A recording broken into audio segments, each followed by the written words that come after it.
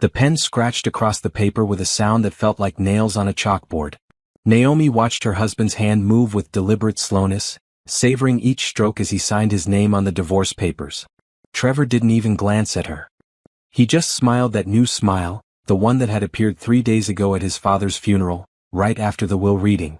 "All done," Trevor said, sliding the papers across the polished mahogany desk. His voice carried a lightness she hadn't heard in years, certainly not during their marriage. "You're free to go, Naomi. Free to be someone else's problem." Naomi's fingers trembled as she reached for the papers. She couldn't quite believe this was happening, not really. 5 years of marriage, dissolved in 20 minutes at a lawyer's office on a Tuesday afternoon. The lawyer, a thin man with wire-rimmed glasses, looked uncomfortable as he collected the documents. "Mrs. Patterson, you'll need to sign here as well," the lawyer said quietly, his eyes filled with something that looked like pity. "It's Ms. Brooks now," Trevor corrected with a laugh. "Or it will be soon enough. She won't be a Patterson anymore." Naomi picked up the pen. Her hand shook, but she forced herself to sign. Naomi Brooks. Her maiden name looked strange after 5 years of writing Patterson. Strange but somehow right, like slipping into an old comfortable sweater after wearing something too tight for too long. "There," she said, her voice steadier than she felt. "It's done." Trevor stood up, straightening his expensive new suit. The suit she didn't recognize, bought sometime in the last 3 days. "Goodbye, Naomi. Thanks for the memories, I guess." He walked out without looking back. The door clicked shut behind him with a finality that made Naomi's chest tighten. She sat there, frozen, staring at the wood grain of the desk. "Ms. Brooks," the lawyer said gently. "Are you all right? Can I get you some water?" "I'm fine," Naomi whispered. But she wasn't fine. She was sitting in a lawyer's office, newly divorced, with nowhere to go and no one to call. She was the opposite of fine. The lawyer handed her a tissue. She hadn't realized she was crying. "I'm sorry this happened to you," he said. "I've seen many divorces in my career, but this one feels particularly cruel." Naomi wiped her eyes and stood up. Her legs felt weak, but she made them work. "Thank you for your time," she said, gathering her purse. "I should go." She walked out of the office building into the bright afternoon sun. People rushed past her on the sidewalk, everyone going somewhere with purpose. Naomi stood there, blinking in the light, trying to remember where she'd parked her car. Their car. No, his car now. She'd taken the bus here because Trevor had already changed the locks on their house and taken both vehicles. The bus ride home to her sister's apartment felt endless. Naomi pressed her forehead against the cool window and let herself remember the funeral. It had been 3 days ago, but it felt like 3 years. Robert Patterson had died suddenly of a heart attack. He was only 62, healthy and active right up until the end.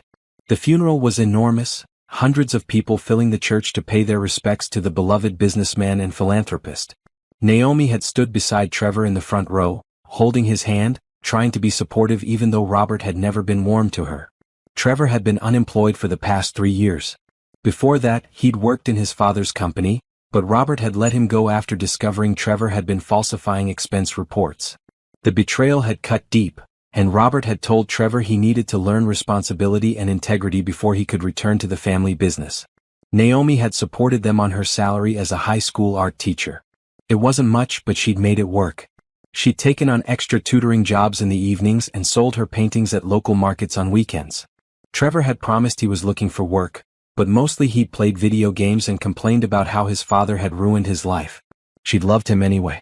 Or she'd tried to. She'd believed marriage meant standing by your partner through hard times. She'd believed he would eventually find his way, become the man she'd fallen in love with during college when he'd been charming and ambitious. After the funeral service, everyone had gathered at the Patterson family estate for the wake. Naomi had helped serve food and comfort grieving relatives, many of whom barely acknowledged her presence. She'd always been the outsider, the poor girl Trevor had married against his family's wishes. The will reading had been scheduled for later that afternoon, just for immediate family.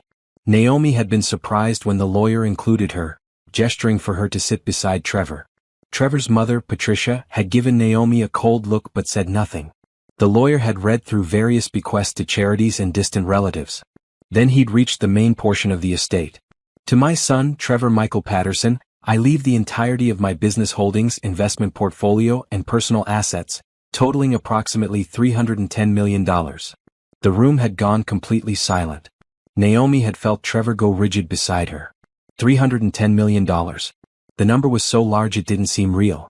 However, the lawyer had continued, this inheritance comes with certain conditions outlined in a separate document that I'll review with Trevor privately. Trevor hadn't seemed to hear that last part. His eyes had glazed over, his mind clearly calculating what that much money meant. No more depending on Naomi's teacher salary. No more humble apartment. No more waiting for his father's approval. The private meeting with the lawyer had lasted 20 minutes. When Trevor emerged, his whole demeanor had changed. He'd looked at Naomi with an expression she'd never seen before, something cold and evaluating, like she was a piece of furniture he was considering throwing away. At dinner that evening, back at their small apartment, Trevor had been quiet. He'd pushed food around his plate, barely eating. Naomi had tried to talk to him about the funeral, about his father, about how he was feeling. He'd given one-word answers until she'd finally given up and gone to bed early. The next morning she'd woken to find Trevor packing his clothes. "What are you doing?" she'd asked, confused. "Leaving," he'd said simply. "I'm moving into the estate. My estate now." "Okay," Naomi had said slowly. "When should I pack? Do you want to move this weekend?" Trevor had laughed, a harsh sound without humor. "You're not coming, Naomi? I'm done with this marriage. I'm done with you." She'd stood there in her pajamas trying to process his words. "What are you talking about? Trevor, your father just died. You're grieving. You're not thinking clearly." "I'm thinking clearly for the first time in years," he'd said, zipping up his suitcase. "I settled for you because I thought I'd never have anything better. But now I have $300 million. I can have anyone I want. Why would I choose you?" The words had hit her like physical blows. "Trevor, please. This is crazy. We've been married for 5 years. We took vows. Vows I regret every single day," he'd said, looking at her with something close to disgust. "You were convenient when I had nothing. Now I have everything and you're just in the way. Is there someone else?" The question had escaped before she could stop it. Trevor had smiled, that new cruel smile. "Her name is Candace. She's beautiful, sophisticated, everything you're not. And now I can actually afford her." He picked up his bags and walked out, leaving Naomi standing in their bedroom, her world crumbling around her. She'd spent that whole day crying, unable to believe this was happening. Surely he would come back. Surely he would realize he was making a mistake. But he hadn't come back. Instead, his lawyer had called the next day to schedule the divorce proceedings. Trevor wanted it done quickly and quietly. He was offering her nothing, no alimony, no property settlement. Since they'd never had any assets worth dividing, there was nothing to fight over. He knew she couldn't afford a lawyer to contest it. Now sitting on the bus, Naomi felt numb. The crying had stopped somewhere around the 3rd day. Now she just felt empty, hollowed out. She'd given 5 years to a man who'd thrown her away the moment he didn't need her anymore. The bus lurched to a stop, and Naomi got off, walking the 2 blocks to her sister's apartment building. Her sister Rachel had taken her in without question, clearing out her spare room and making space in her closet. Rachel was 6 years older, a nurse who worked night shifts at the hospital. She'd never liked Trevor, had warned Naomi not to marry him. She'd been too kind to say, "I told you so," but Naomi had seen it in her eyes. Naomi climbed the 3 flights of stairs to Rachel's apartment. Her key stuck in the lock for a moment before turning. Inside, the apartment was quiet. Rachel was at work. Naomi dropped her purse on the couch and stood in the middle of the living room, unsure what to do with herself. She should eat something. She should call the school and let them know she'd be back to work tomorrow. She should start looking for her own apartment, something she could afford on a teacher's salary. She should do a lot of things. Instead, she walked to the spare bedroom and lay down on the narrow bed, staring at the ceiling. The water stain in the corner looked like a rabbit. Or maybe a cloud. She stared at it until her eyes blurred and the shape didn't look like anything at all. Her phone buzzed. She almost didn't check it, but habit made her reach for it. A text from an unknown number. "Just so you know, Trevor and I are very happy together. He says you were boring in bed anyway. Enjoy your pathetic life. Candace." Naomi stared at the message. She should feel something. Anger, hurt, humiliation. But she just felt tired. So incredibly tired. She turned off her phone and closed her eyes. Tomorrow she would figure out how to put her life back together. Tomorrow she would be strong. But today she would just let herself fall apart. The morning sun filtered through the thin curtains of Rachel's spare bedroom, painting stripes across the worn carpet. Naomi woke up with a headache and a mouth that tasted like cotton. For a blissful moment, she forgot everything that had happened. Then reality crashed back in, and she wanted to pull the covers over her head and disappear. But she couldn't. She had to go to work. She had to face her students and pretend everything was fine. She had to start building a life that didn't revolve around Trevor Patterson and his broken promises. Rachel had left a note on the kitchen counter. Coffee in the pot. Bagels in the fridge. You're stronger than you know. Call me if you need anything. Love you. R. Naomi poured herself coffee and sat at the small kitchen table. Through the window she could see the building across the street, its brick face covered in climbing ivy. A woman was hanging laundry on a fire escape, colorful shirts and dresses flapping in the breeze. Such a normal scene. Such a normal day for everyone but her. Her phone was still off. She wasn't ready to face whatever messages might be waiting. Instead, she focused on getting ready for work. She showered, put on a blue blouse and black pants, and applied makeup to hide the dark circles under her eyes. The woman in the mirror looked almost normal. Almost. The bus to school was crowded with morning commuters. Naomi stood near the back, holding onto a pole, letting the rhythm of the moving bus rock her gently. She tried to mentally prepare for the day ahead. Her students would ask where she'd been. She'd missed 2 days of school for the funeral and its aftermath. She would have to tell them something. Jefferson High School was a large brick building that had seen better days. Budget cuts meant peeling paint and outdated textbooks, but the students were eager and the teachers dedicated. Naomi loved her job, loved watching her students discover their artistic talents. It was the one part of her life that still made sense. Ms. Brooks, Principal Gomez called as Naomi entered the building. Welcome back. How are you holding up? Naomi forced a smile. I'm doing all right. Thank you for asking. Principal Gomez was a kind woman in her 50s with silver streaks in her black hair. She studied Naomi with concern. If you need more time, we can arrange it. Mrs. Chun can continue covering your classes. No, I'm fine. Really. I need to get back to normal. Whatever normal meant now. Her classroom was on the second floor, facing east so it got good morning light. Naomi unlocked the door and stepped inside, breathing in the familiar smell of paint and clay and possibility. Student artwork covered the walls, bright splashes of color and imagination. This was her sanctuary. She was arranging supplies when the first students began arriving. Ms. Brooks, you're back, shouted Amara, a talented sophomore who specialized in watercolors. We missed you. I missed you too, Naomi said and meant it. The day passed in a blur of lessons and demonstrations. Naomi taught classes on perspective drawing, helped a struggling freshman understand color theory, and supervised the advanced painting group. She fell into the rhythm of teaching, letting it carry her through. 4 hours at a time, she almost forgot about the divorce. But lunch period brought reality crashing back. Naomi sat in the teacher's lounge, picking at a sandwich she'd bought from the cafeteria, when Mrs. Palmer from the English department sat down across from her. I heard about your divorce, Mrs. Palmer said bluntly. She was an older woman, close to retirement, known for her directness. My daughter told me she saw the filing in the public records. Naomi's face flushed. That was fast. Small town even if it is a big city, Mrs. Palmer said, taking a bite of her apple. For what it's worth, I never liked that husband of yours. Any man who lets his wife support him for years while he plays video games isn't worth the powder to blow him up. Despite everything, Naomi almost smiled. You don't hold back, do you? At my age, there's no point in dancing around things. You're better off without him. You'll see that eventually. Would she? Right now, Naomi just felt hollowed out. But she nodded anyway, not wanting to explain how she'd devoted 5 years to a man who discarded her the moment he got money. How she'd believed in him when no one else did, and how he'd repaid her faith with cruelty. After school, Naomi stayed late to clean her classroom and prepare for the next day's lessons. She didn't want to go back to Rachel's apartment yet, didn't want to face the emptiness of the evening. When she finally locked up and left the building, the sun was setting, painting the sky in shades of pink and gold. Her phone was still off. She turned it on as she waited for the bus, watching messages flood in. Most were from Rachel checking on her. A few were from other family members who'd heard about the divorce. And 3 were from Trevor. Her finger hovered over the delete button, but curiosity got the better of her. She opened the first message. Naomi, I need you to sign some additional paperwork. My lawyer will send it over. The second message, also, I'll need you to return anything of mine that you took from the house. I have a list. The third message, Candace thinks you might try to cause trouble. Don't. You won't win. Naomi stared at the messages, feeling a spark of something she hadn't felt in days.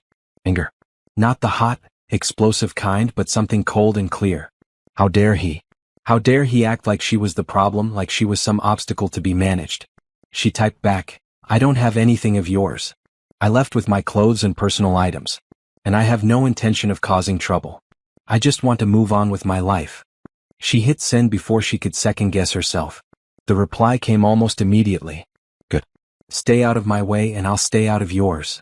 Naomi blocked his number. She should have done it days ago. She didn't owe Trevor Patterson anything, not even the courtesy of reading his messages. The bus arrived and she climbed on, finding a seat near the window. As the city passed by outside, Naomi thought about her marriage, really thought about it for the first time since Trevor had left. When had things gone wrong? Looking back, she could see the cracks that had always been there. Trevor's sense of entitlement. His resentment when his father cut him off. The way he'd let her carry all the financial and emotional weight of their relationship without appreciation or reciprocation. She'd made excuses for him. She'd told herself marriage was about supporting each other through difficult times. She'd believed that if she just loved him enough, worked hard enough, was patient enough, things would get better. But they never had. And now she understood that they never would have. Trevor hadn't changed when he got money. The money had just revealed who he'd always been underneath. Selfish, cruel, and fundamentally uninterested in being a true partner. The realization didn't make the pain go away, but it did clarify things. She wasn't grieving the loss of the man she'd married. She was grieving the loss of the man she'd thought he could become.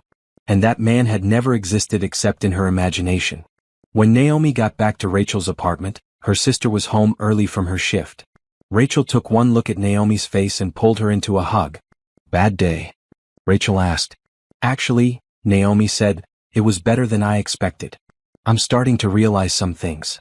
They ordered Chinese food and ate it on the couch, watching a comedy that wasn't particularly funny but provided enough distraction. Rachel told stories about difficult patients and hospital drama, making Naomi laugh despite herself. "I need to find my own place," Naomi said during a commercial break. "I can't impose on you forever." "You're not imposing," Rachel said firmly.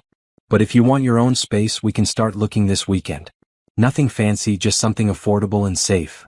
"Affordable is the key word," Naomi said wryly. "I'm going to be living on a teacher's salary with no backup plan." "You'll manage. You always do." Rachel squeezed her hand.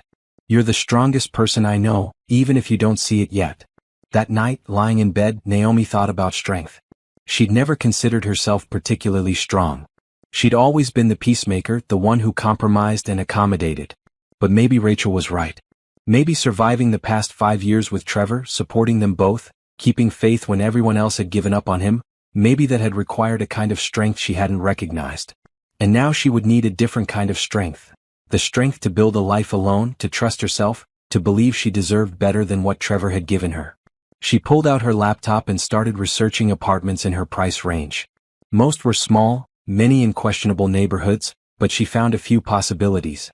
A studio apartment near the school caught her eye. It was tiny, just one room with a kitchenette and bathroom, but it had large windows facing south. Good light for painting. Naomi bookmarked the listing and closed her laptop. Tomorrow she would call to schedule a viewing. Tomorrow she would take another step toward independence. Tomorrow she would keep moving forward, even if she wasn't sure where she was going. Before she turned off the light, she looked at her sketchbook, which she'd rescued from the apartment. She hadn't drawn anything in months, too tired from work and too drained from her marriage. But now, on impulse, she picked up a pencil and began to draw. The lines came slowly at first, then faster. She didn't know what she was drawing until it took shape. A bird with broken wings struggling to fly. But in the background, just sketched lightly, other birds soared free. Naomi looked at the drawing for a long moment, then set down her pencil. She wasn't ready to fly yet. But maybe, eventually she would be. 2 weeks crawled by. Naomi fell into a new routine. Teaching during the day, apartment hunting in the evenings, and trying to rebuild a life from scratch. She'd viewed the studio apartment with the good light and signed a lease. She would move in at the end of the month. Rachel had helped her buy basic furniture from thrift stores and garage sales. A small couch that was slightly worn but comfortable. A bed frame someone was giving away for free. A kitchen table with mismatched chairs. None of it matched, but it was hers, and that made it beautiful. At school, her students had noticed the change in her. "Ms. Brooks, you seem different," Amara had said one afternoon. Sadder, but also kind of stronger. Naomi had smiled at that. "Sometimes sad and strong go together," she'd said. "You can feel both at once." She'd started drawing again, filling her sketchbook with images that poured out of her. Broken chains, closed doors with keys lying in front of them, flowers growing through concrete. Her art had always been pretty and pleasant, the kind of thing people bought at craft fairs to hang in their bathrooms. But now it was raw and honest and somehow more real. On Thursday afternoon, 2 weeks and 3 days after the divorce was finalized, Naomi's phone rang during her lunch break. A known number. She almost didn't answer, but something made her pick up. Ms. Brooks? A man's voice, professional and polite. This is Gerald Harrison from Harrison & Associates. I'm the attorney handling your former father-in-law's estate. Naomi's heart sank. What now? More papers to sign? Some final insult from Trevor? Yes, this is Naomi Brooks. Ms. Brooks, I need to schedule a meeting with you at your earliest convenience. It's regarding Robert Patterson's will. There are some matters we need to discuss. I don't understand, Naomi said slowly. The will was already read. Trevor inherited everything. I'm not part of the family anymore. Nevertheless, there are provisions in the will that concern you directly. Mr. Harrison's voice was carefully neutral. I can't discuss the details over the phone. Would tomorrow afternoon work? Say 3 o'clock at my office. Naomi's mind raced. Provisions that concerned her? That didn't make sense. Robert had barely tolerated her while he was alive. Why would he leave her anything in his will?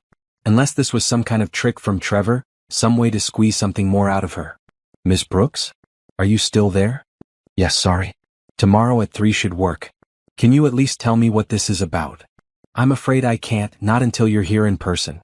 But I assure you it's important. He paused. And Miss Brooks, you may want to bring a notepad. There will be a lot of information to process.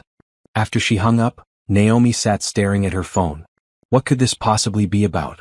She tried to remember if Robert had ever given her any indication that he cared about her, but she came up empty. He'd been polite but distant, clearly disappointed that his son had married beneath their social standing. The rest of the school day passed in a blur.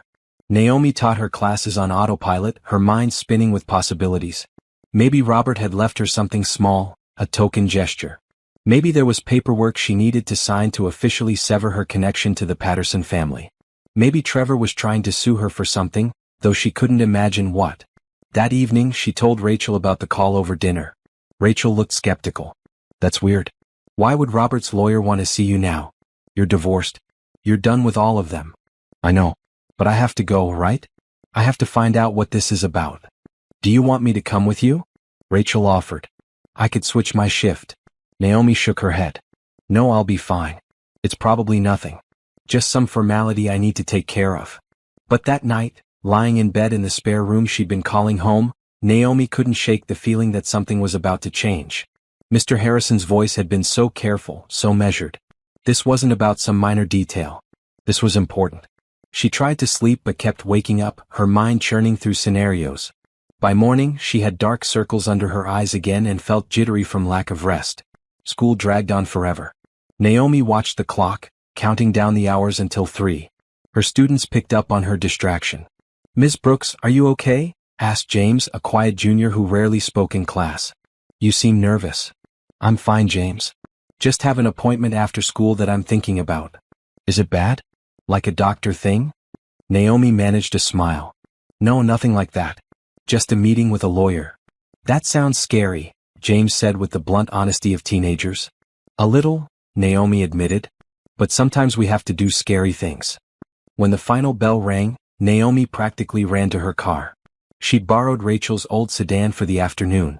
The drive to Harrison & Associates took 30 minutes through heavy traffic. The law firm was downtown in a tall glass building, the kind of place that intimidated Naomi with its marble floors and expensive artwork. She gave her name to the receptionist, a young woman with perfect makeup and a crisp white blouse. Mr. Harrison is expecting you. 10th floor, suite 1003. The elevator was glass-walled, offering a view of the city as it climbed. Naomi watched the building shrink below her and tried to calm her racing heart. This was nothing. This would be nothing. Suite 1003 had frosted glass doors with the firm's name etched in gold letters. Inside, another receptionist greeted her and led her down a hallway lined with dark wood paneling. Everything whispered money and power, worlds away from Naomi's small apartment and teacher's salary. Mr. Harrison's office was corner suite with floor-to-ceiling windows overlooking the city. The man himself stood when she entered, Tall, probably in his 60s, with silver hair and sharp eyes behind gold-rimmed glasses. "Ms. Brooks, thank you for coming." He shook her hand with a firm grip. "Please have a seat." Naomi sat in one of the leather chairs facing his desk. Mr. Harrison settled across from her, folding his hands on the desk's polished surface. He studied her for a moment, his expression unreadable. "I'm going to be direct with you, Ms. Brooks, because I think you deserve the truth without any legal dancing around it." He picked up a folder from his desk. "What I'm about to tell you will come as a shock. Do you need water or anything before we begin?"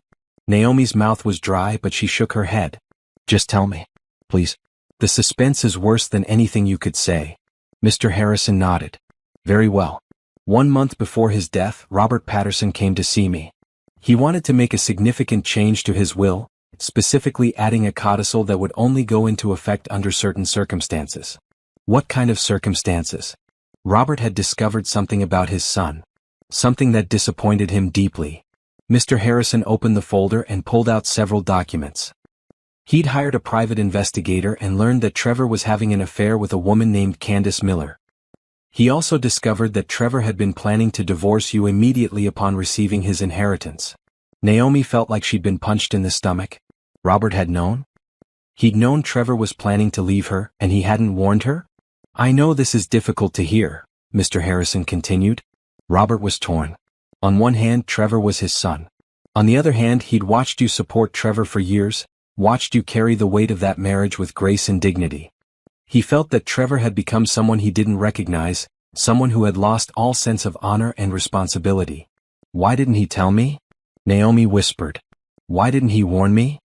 He wanted to, but he was also dealing with his own health issues. He didn't know how much time he had left.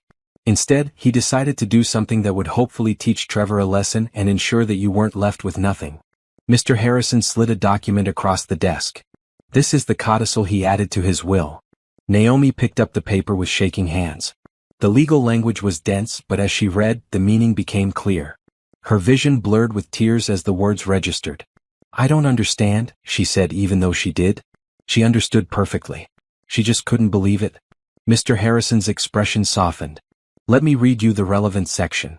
Should my son, Trevor Michael Patterson, divorce his wife Naomi Brooks within 1 year of receiving his inheritance, all assets, holdings, and funds designated to him shall immediately transfer to Ms. Naomi Brooks. This clause is irrevocable and supersedes all other provisions in this will." The office went silent except for the ticking of a clock somewhere. Naomi stared at the lawyer, then at the document, then back at the lawyer. "The $310 million, she said slowly. "You're saying it's mine?" "Every penny," Mr. Harrison confirmed. "Trevor divorced you 3 days after receiving the inheritance. The conditions of the codicil have been met. As of this morning, when I filed the necessary paperwork with the court, you are the sole inheritor of Robert Patterson's estate." Naomi couldn't breathe. The office seemed to tilt around her, the floor shifting beneath her feet even though she was sitting down. $310 million. The number was so large it didn't compute, like trying to understand the distance to a star. "Ms. Brooks?" Mr. Harrison's voice seemed to come from very far away. "Do you need that water now?" She nodded mutely. He pressed a button on his phone, and moments later his secretary brought in a bottle of water. Naomi's hands shook so badly she almost dropped it. She managed to open the bottle and take a sip, the cool liquid helping to ground her. "This can't be real," she said finally. "Things like this don't happen to people like me. I assure you it's very real." Mr. Harrison pushed another document across the desk. "This is Robert's personal letter to you. He asked me to give it to you if the codicil ever went into effect. He hoped it wouldn't, hoped Trevor would prove him wrong." Naomi picked up the sealed envelope with trembling fingers. Her name was written on it in Robert's distinctive handwriting, elegant, controlled. She'd seen it on checks and documents throughout her marriage. She turned the envelope over, breaking the wax seal. The letter inside was written on heavy cream paper, dated 1 month before Robert's death. "Dear Naomi," it began. "If you're reading this, then my worst fears about Trevor have come true. I'm writing this letter in the hope that you'll never need to see it, but I'm old enough and realistic enough to know that hope isn't always sufficient. I owe you an apology. When Trevor first brought you home, I was disappointed. You weren't what I'd envisioned for my son. You came from a working-class background, had no family connections or wealth to bring to the marriage. I saw you as inadequate. I was wrong. Profoundly, completely wrong. Over the years, I watched you support my son when he'd given you every reason to leave. I watched you work multiple jobs to keep a roof over your heads while Trevor played video games and complained about how unfairly life had treated him. I watched you hold your head high at family gatherings where others treated you with disdain, never responding with bitterness or anger. You showed more character, integrity, and strength than most people demonstrate in a lifetime. You showed more of those qualities than my son ever has. 3 months ago, I began having health issues. The doctors told me my heart wasn't strong. I started thinking about my legacy, what I would leave behind. I realized with shame that I'd raised a son who cared more about money than people, who saw others as tools to be used and discarded. I hired an investigator to look into Trevor's life. What I discovered broke my heart. The affair, the plans to divorce you the moment he received his inheritance, the cruel things he said about you to his mistress. I confronted him once, carefully, without revealing how much I knew. He lied to my face without hesitation. I couldn't let him profit from his cruelty. I couldn't let you walk away from this marriage with nothing after all you'd sacrificed. So I created this codicil, this safety net. If Trevor proved me wrong, if he stayed with you and treated you well, then he would keep everything and you would never know about this letter. But if he did what I feared, if he showed his true colors the moment money came into the picture, then you would be protected. I'm sorry I didn't have the courage to tell you this while I was alive. I'm sorry I didn't warn you. Perhaps I hoped that my suspicions were wrong, that Trevor would surprise me. Or perhaps I was simply a coward, unwilling to destroy what little relationship remained with my son. I hope this inheritance gives you the freedom to build the life you deserve. Don't let guilt or obligation tie you to people who don't value you. You owe Trevor nothing. You never did. I wish I had known you better, Naomi. I wish I had seen your worth earlier. Thank you for trying to love my son. Thank you for being better than all of us. With respect and regret, Robert Patterson. Tears streamed down Naomi's face as she finished reading. She'd never expected this, never imagined that Robert had seen her, really seen her. She'd thought he barely registered her presence at family gatherings. He was a good man, Mr. Harrison said quietly. Flawed, certainly. He made mistakes with Trevor, probably spoiled him too much when he was young. But at the end he tried to do the right thing. Naomi wiped her eyes with the back of her hand.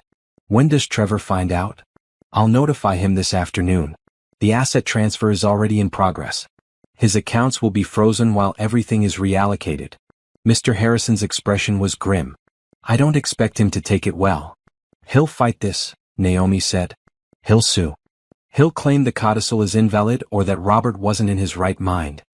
He can try, but he won't succeed. Robert was very thorough. He had multiple doctors assess his mental competency when he created the codicil. He videotaped himself explaining his reasoning. He built an ironclad legal foundation. Mr. Harrison tapped the folder. I've been practicing law for 38 years, and this is the most airtight will I've ever seen. Robert knew Trevor would contest it, so he made sure there were no vulnerabilities. Naomi looked down at the letter in her hands. What happens now? I don't know anything about managing money. I don't know how to be rich. We'll help you. The firm has financial advisors we work with, all of them trustworthy. But first, there are immediate practical concerns. Mr. Harrison pulled out a notepad. Do you have a safe place to stay? Trevor doesn't know where you live, does he? I'm staying with my sister. He doesn't know her address. Good. Keep it that way. Once Trevor finds out about this, he may try to contact you. Don't engage with him under any circumstances. All communication should go through me. Mr. Harrison wrote something down. You'll also need security. Trevor's mistress, Candace, is apparently quite volatile. There could be attempts at intimidation or worse. The reality of the situation was starting to sink in. Naomi was suddenly wealthy beyond imagination, but that wealth came with complications she'd never considered. I just wanted a divorce. I just wanted to move on with my life. I know, Mr. Harrison said gently, but life rarely goes according to our plans. The question is, what will you do with this opportunity? Naomi thought about that. What would she do? The inheritance felt surreal, like play money in a game. But it was real. She could do anything now. Go anywhere. Be anyone. The thought was terrifying and exhilarating in equal measure. I need time to process this, she said finally. This is too big to make decisions about right now. Of course. Take all the time you need. Mr. Harrison handed her a business card. This is my direct line. Call me anytime, day or night. In the meantime, I'll handle the legal aspects of the transfer. Within 72 hours, you'll have full access to all accounts and assets. Naomi stood on shaky legs.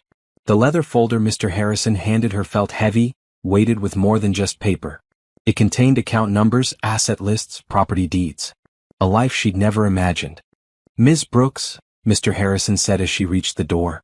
"Robert's letter wasn't just about money. It was about freedom. Don't let fear or guilt stop you from taking it." Naomi nodded, not trusting her voice.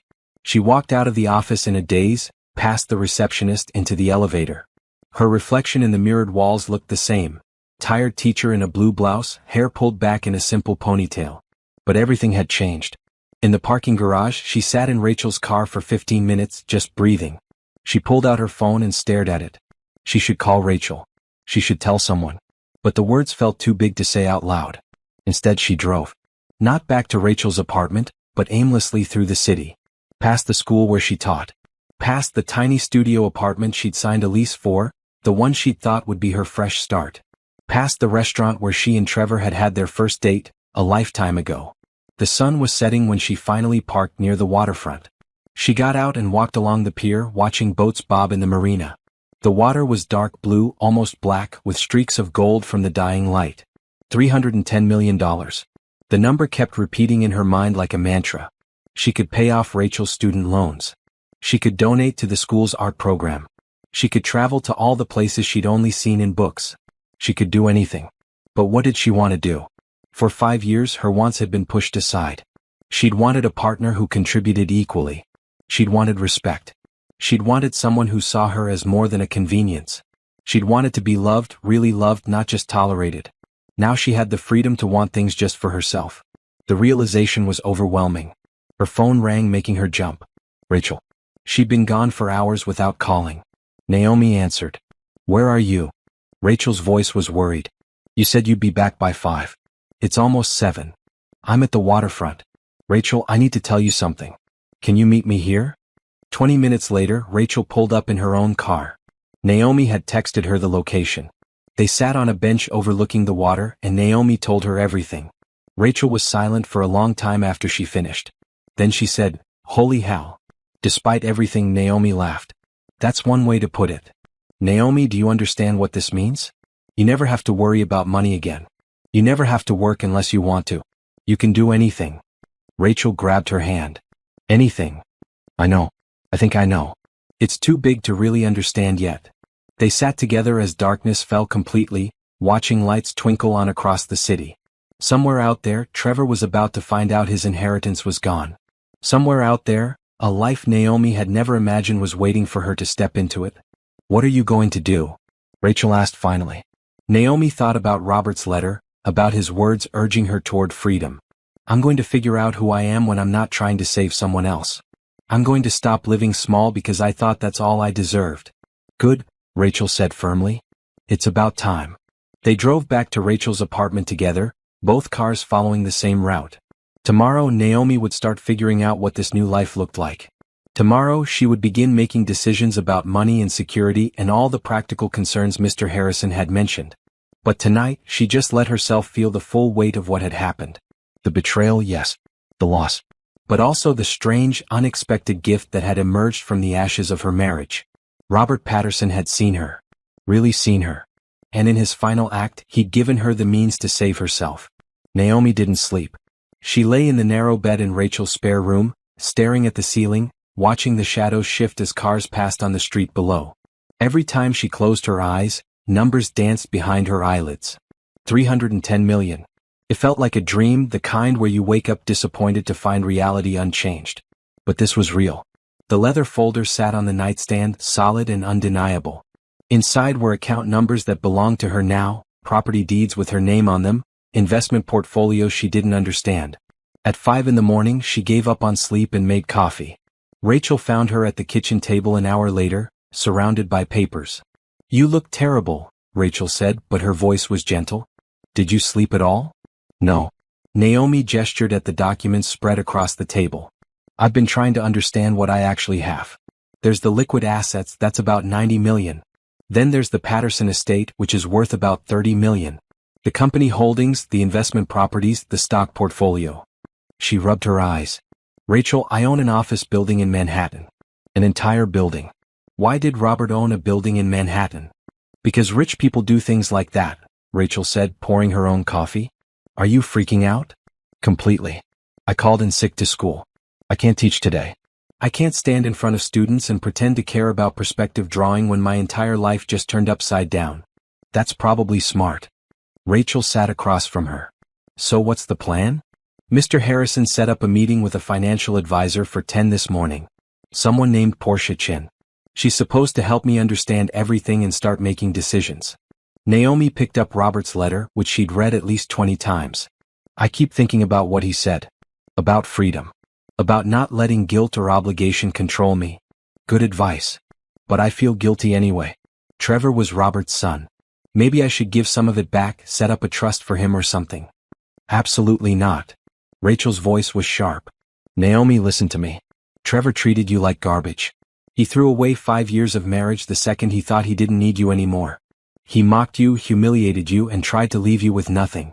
You don't owe him anything. But $300 million, Rachel. That's excessive. I don't need that much money. Robert thought you deserved it. He specifically designed the codicil to prevent Trevor from getting it. Honor Robert's wishes. Use the money to build something good. Rachel reached across the table and squeezed her hand. And please, for the love of everything, stop trying to save Trevor from the consequences of his own actions.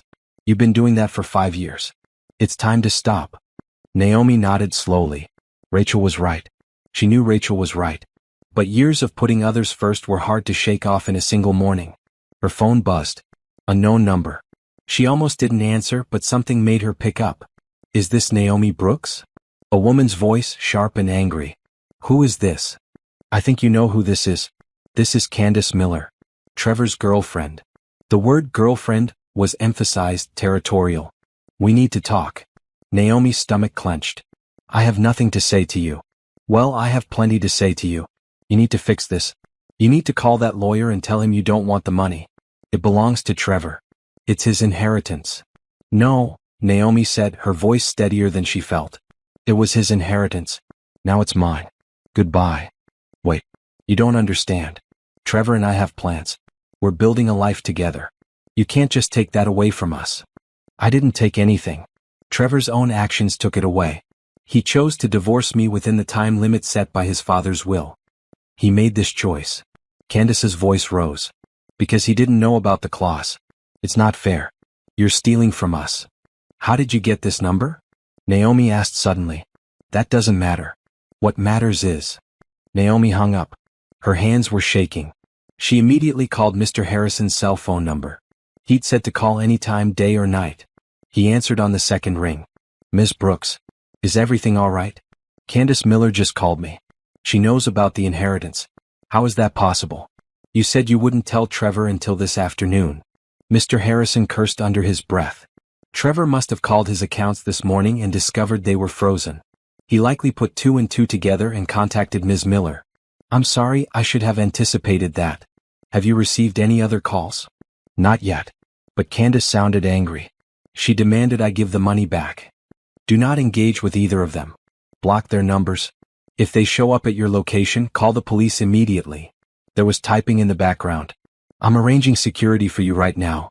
Someone will be at your sister's apartment within the hour. Is that really necessary? Yes, Mr. Harrison said firmly. Trevor just lost $300 million. People have done worse things for far less. Until we see how he reacts, I want you protected. After she hung up, Naomi blocked Candace's number. Then, on impulse, she unblocked Trevor's number to see if he tried to contact her. Sure enough, there were 7 missed calls and 3 voicemails. She listened to the first one. Trevor's voice was frantic. Naomi, call me back. Immediately. This is important. The second voicemail, Naomi, I know you're there. Pick up the phone. We need to talk about this whole situation. There's been some kind of mistake. The third voicemail, you vindictive witch. You planned this, didn't you? You manipulated my father before he died. I will sue you for every penny. You'll have nothing when I'm done with you. Naomi deleted the voicemails and blocked his number again. The progression from panic to threats had taken less than 2 hours. This was who Trevor really was, she realized. The mask had finally come off completely. The security team arrived at 9, 2 professional-looking individuals in dark suits who introduced themselves as Elena and Marcus. No, not Marcus. Naomi corrected herself immediately. The man's name was Dominic.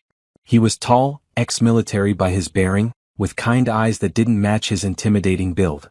Elena was smaller, sharp-featured, with alert eyes that scanned everything. "We'll be with you 24/7 until Mr. Harrison determines the threat level has decreased," she explained. "One of us will always be nearby, but we'll try to be unobtrusive." "This feels excessive," Naomi said. "Better excessive than sorry," Dominic replied. His voice was surprisingly gentle. "We've seen situations like this before. Money makes people desperate." The meeting with Portia Chin, the financial advisor, took place at Mr. Harrison's office. Portia was a woman in her 40s with intelligent eyes and an efficient manner. She'd brought charts, graphs, and a presentation that walked Naomi through her new financial reality. "The first thing we need to do is protect these assets," Portia explained. "We'll set up trusts, establish separate accounts for different purposes, and create a comprehensive investment strategy.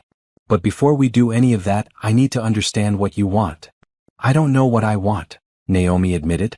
"I'm a high school art teacher. Yesterday, my biggest financial worry was whether I could afford my studio apartment.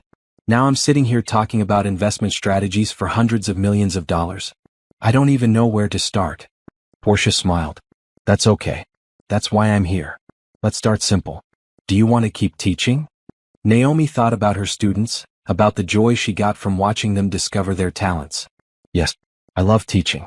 But maybe not full-time? Maybe I could do something more?" "Like what?" Ideas began flowing.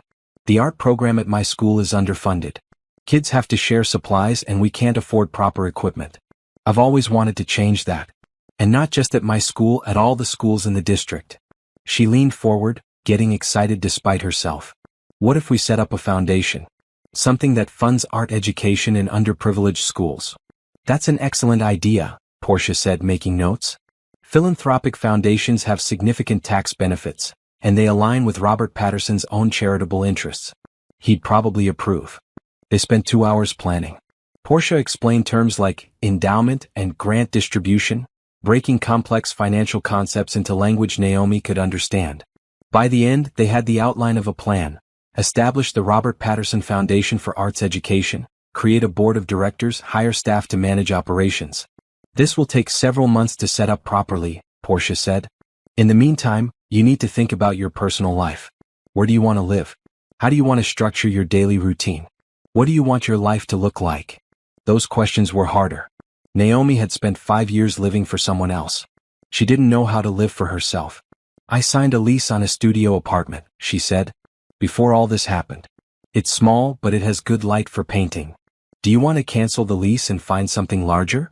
"No," Naomi said slowly. "I think I want to keep it. Just for a while. I need something normal, something that doesn't remind me of all this money." Portia nodded approvingly. "That's very wise. Many people who come into sudden wealth make drastic changes immediately and regret it. Take your time. There's no rush." When the meeting ended, Naomi felt both exhausted and energized. She had a purpose now, something beyond just surviving. She would create something meaningful with this inheritance, something that honored Robert's memory and helped students like hers. Elena and Dominic drove her back to Rachel's apartment in a black SUV. "Any sign of Trevor or Candace?" Naomi asked. "Not yet," Elena said. "But we're monitoring the situation. Mr. Harrison is meeting with Trevor's lawyer this afternoon. That should give us a better sense of his next move." Back at the apartment, Rachel had made lunch. Sandwiches and soup, comfort food. They ate together while Naomi described the meeting with Portia.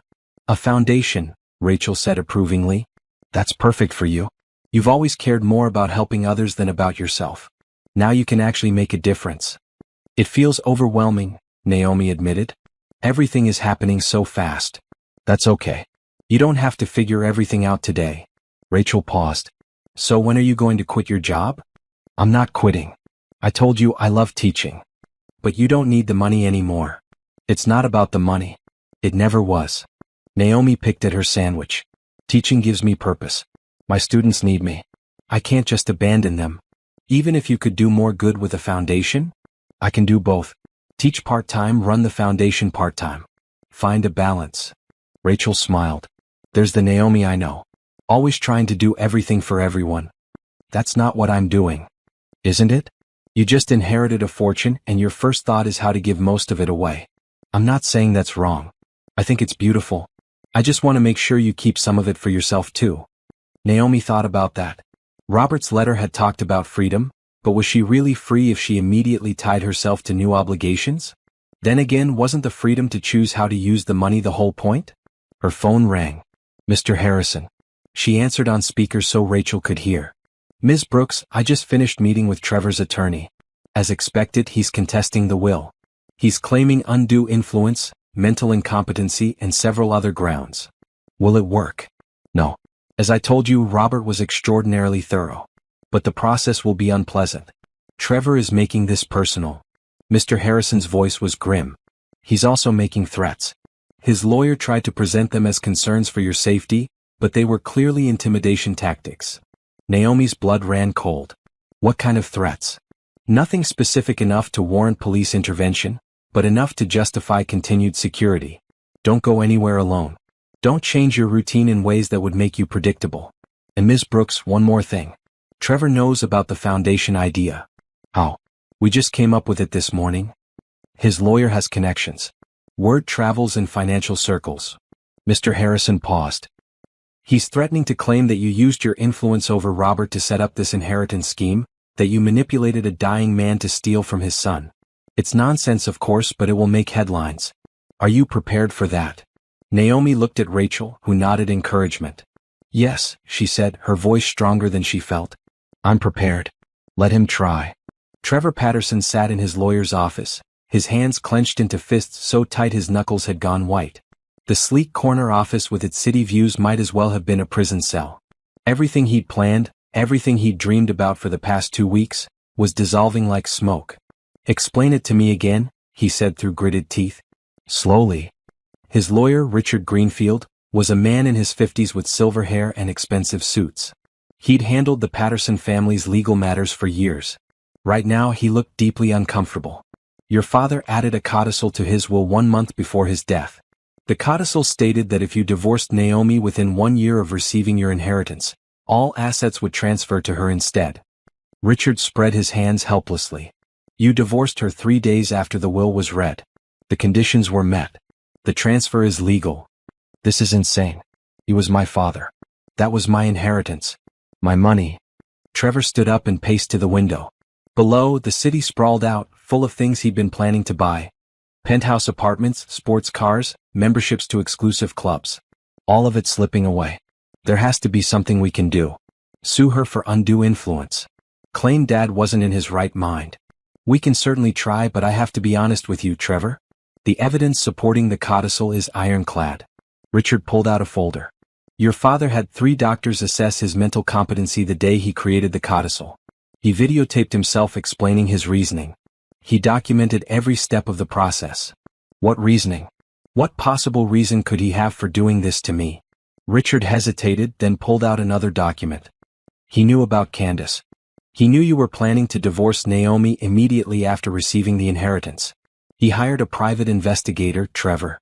He had photos, recordings, everything. Trevor felt the blood drain from his face. That's an invasion of privacy. That's illegal. Actually, it's not.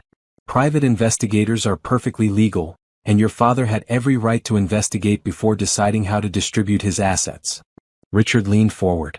Trevor, I have to ask, why did you divorce Naomi so quickly? If you'd waited even a month, you would have kept everything. Because I didn't know about the codicil. Trevor's voice rose. How was I supposed to know? Nobody told me. That was the point, Richard said dryly. Your father was testing you. He hoped you'd prove him wrong. Trevor spun around. This is Naomi's fault. She must have known. She must have manipulated him before he died. There's no evidence of that. In fact, all evidence suggests Naomi had no knowledge of the codicil until after the divorce was finalized. Richard closed the folder. I'm sorry, Trevor, but we don't have a strong case here. The will is airtight. Gerald Harrison made sure of that. Then we'll make her life hell. We'll drag her through court for years. We'll make her wish she'd never been born. Trevor's mind was racing, grasping for any solution. She's nobody. A teacher. She doesn't know how to handle this kind of attention. She'll crack and give the money back. I wouldn't advise that approach. I don't care what you advise. I want my inheritance back. Trevor pulled out his phone. I'm calling Candace. We need to coordinate our strategy. But when he called, Candace didn't answer. He tried 3 more times. Nothing. A cold feeling settled in his stomach. He opened his text messages and typed, "Where are you? Why aren't you answering?" The response came quickly, "I can't do this anymore. You lied about the money. You said we'd be set for life. I can't be with someone who has nothing. Goodbye." Trevor stared at the message, reading it over and over. Candace was leaving him? After everything he'd given up for her? He called again. This time he got a message. "The number you have reached is no longer in service." She blocked him. Changed her number. She was gone. "Everything all right?"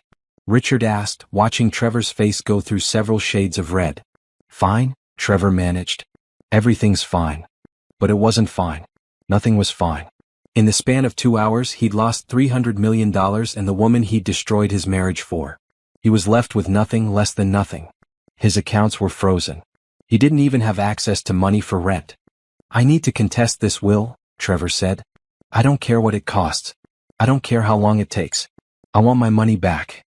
"Legal challenges like this are expensive," Richard warned. "Very expensive. Do you have the resources to fund a prolonged court battle?" Trevor hadn't thought about that. All his assets were tied up in the estate, which was now Naomi's estate. His personal accounts had maybe $10,000, most of it credit card debt he'd racked up in the past 2 weeks buying things for Candace. "The family will help me," he said with more confidence than he felt. "My mother, my uncles, someone will front the money." "Maybe," Richard said neutrally. "But Trevor, I need to warn you about something. If we go to court, everything becomes public record. The affair, your father's investigation, the reasons he wrote the codicil. Your family will have to read about all of it in depositions and filings. Are you prepared for that?" Trevor wasn't listening anymore. He was pulling up his mother's number, already composing what he'd say. She would help him. She had to. He was her son. "I'll be in touch," he told Richard, heading for the door. "Start drafting the challenge papers. I want this filed by the end of the week." Outside, the afternoon sun felt too bright, hostile. Trevor's car, a new BMW he'd bought 3 days ago, was parked in the firm's garage. At least he still had that, though he'd probably have to sell it soon if he couldn't access any money. He drove to his mother's house, the Patterson family estate where he'd grown up. The mansion sat on 5 acres in an exclusive neighborhood, all Georgian columns and manicured lawns. Trevor had a key, but he rang the bell anyway. The housekeeper answered. "Mr. Trevor. Your mother is in the conservatory." Patricia Patterson was 60, elegantly thin, with silver hair styled in a perfect bob. She was drinking tea surrounded by orchids when Trevor found her. She looked up at him with cool eyes. "Mother, I need to talk to you." "I heard," Patricia said, setting down her teacup. "Gerald Harrison called me this morning. Quite a mess you've made, Trevor." "I didn't make this mess. Dad did. He set a trap for me and I walked right into it." "A trap you could have avoided by staying married to your wife." Patricia's voice was sharp. "Did you really think you could divorce her 3 days after the funeral and there would be no consequences?" "I didn't know about the codicil." "Obviously. Your father was counting on that." Patricia studied him. "Why did you divorce her so quickly, Trevor? Naomi was always pleasant, hardworking. She supported you for years when you couldn't be bothered to find a job. What did she do to deserve such treatment?" "She was holding me back," Trevor said. "With the inheritance I could finally have the life I deserve. I didn't need her anymore." "The life you deserve," Patricia repeated, her voice flat. "And what life is that? The one where you mooch off family money while contributing nothing? The one where you betray the one person who stood by you? Are you taking her side?" Trevor couldn't believe what he was hearing. "She's not even family anymore. I'm your son." "You are my son," Patricia agreed. "But that doesn't mean I approve of your choices. Your father saw something in you that disappointed him deeply. I'm beginning to see it too. I need money to fight this. Legal fees, living expenses. Will you help me or not?" Patricia was silent for a long moment. Then she said, "No." "What?" "I said no. I will not fund your attempt to steal back money your father explicitly did not want you to have."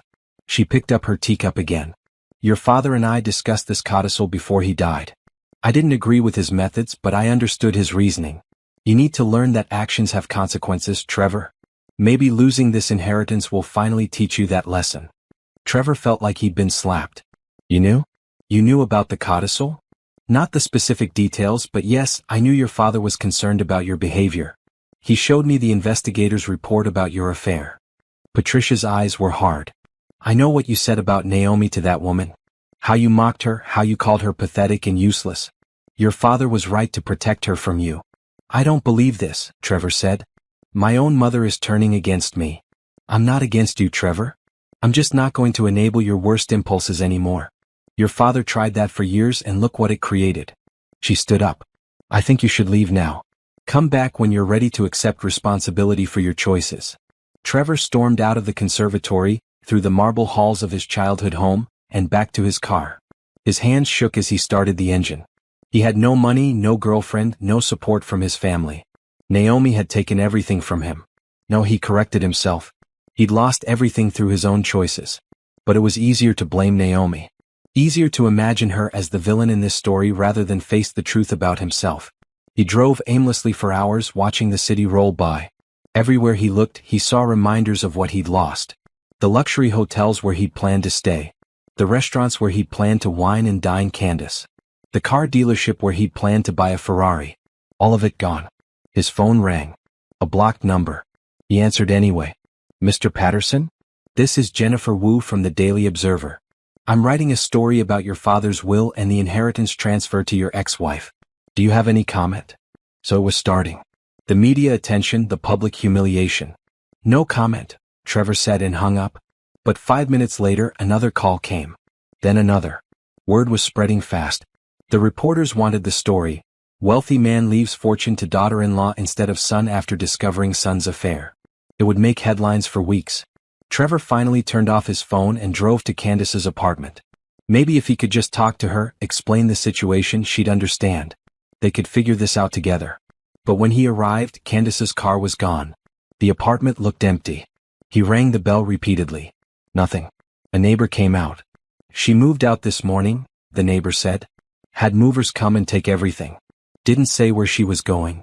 Trevor stood there on the doorstep, staring at the closed door. Candace hadn't just left him. She'd erased herself from his life completely, leaving no way for him to follow. He got back in his car and drove. He didn't know where he was going until he arrived. The small apartment building where he'd lived with Naomi. Their old place. He sat in the parking lot, looking up at the window of what used to be their home. He'd been so eager to leave this place, so certain that something better was waiting for him. Now he would give anything to go back, to have one more chance to make a different choice. But life didn't work that way. There were no do-overs, no second chances. He'd made his choice and now he had to live with the consequences. Trevor pulled out his phone and turned it back on. More missed calls from reporters. He scrolled past them and stopped at a text from Richard Greenfield. Reconsidered my position. I don't think I can represent you in this matter. I'm referring you to another attorney. Best of luck. Even his lawyer was abandoning him. Trevor laughed, a harsh sound with no humor in it. He'd wanted to be free of Naomi, free to live the life he deserved. Well, he was free now. Free and completely alone. He started the car and drove away from the apartment, from his old life, toward an uncertain future where he had nothing and no one. The inheritance that was supposed to solve all his problems had instead revealed the truth about who he really was. And that truth was ugly. 3 weeks passed.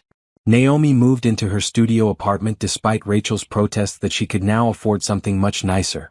The space was small, just one room with a kitchenette and bathroom, but the southern-facing windows filled it with light. She bought a small easel, set up a painting corner, and felt more at home than she had in years. Elena and Dominic remained her constant shadows, though they were good at being unobtrusive. Elena often waited in the car while Naomi taught her classes. Dominic had developed a taste for cafeteria food and would sit in the teacher's lounge, reading thriller novels while keeping one eye on the hallway. Do they really need to be here? Naomi asked Mr. Harrison during one of their weekly check-ins. It's been 3 weeks. Trevor hasn't done anything. Trevor has been busy with his legal challenges, Mr. Harrison said. All of which are failing, by the way. But once he accepts that he can't win in court, he may try other methods. Let's keep the security for another month.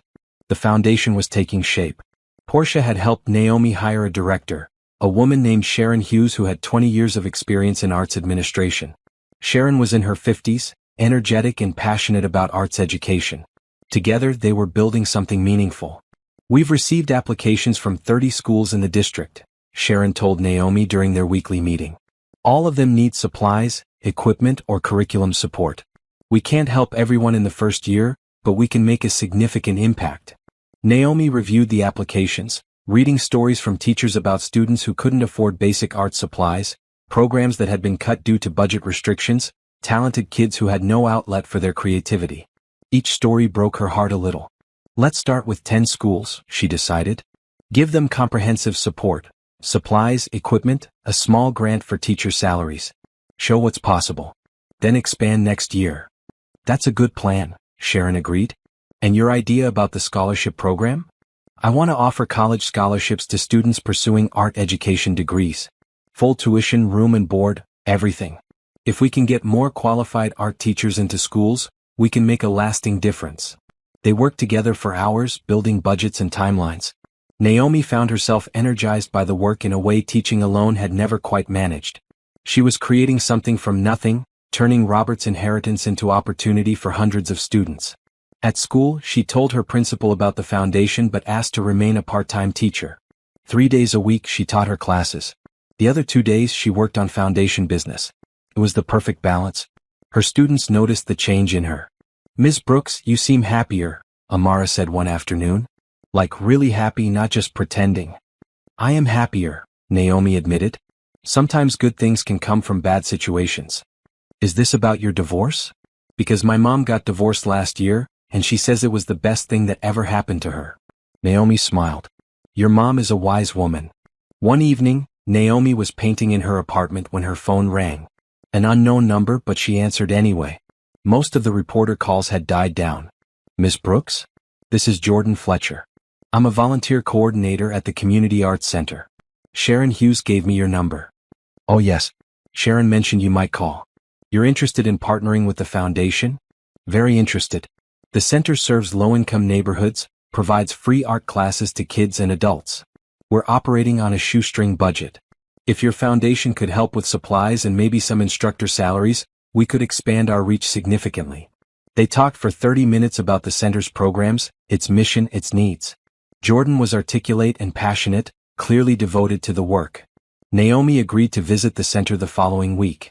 When she arrived, Elena trailing discreetly behind, Naomi was struck by the energy of the place.